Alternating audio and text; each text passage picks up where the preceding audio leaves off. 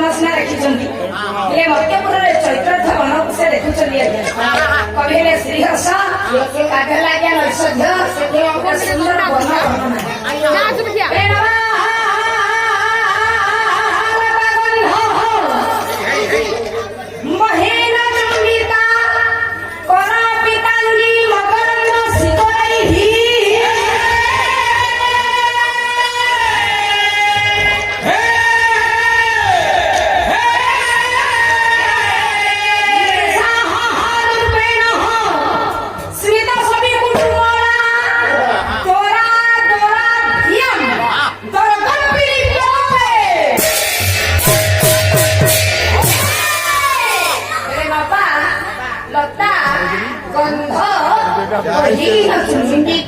ନୂଆ ନୂଆ ଲତା ମାନେ ଯେଉଁ ନବ ପ୍ରସ୍ଫୁଟିତ ପୁଷ୍ପ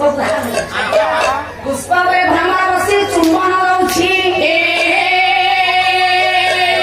ମା ମାନେ ବାପା ମାନେ ଭାଇ ମାନେ ପିଲାମାନେ ଚୁମ୍ବନ ଦବା ଏକ ଲଜ୍ଜା ଜନକ ଘଟଣା।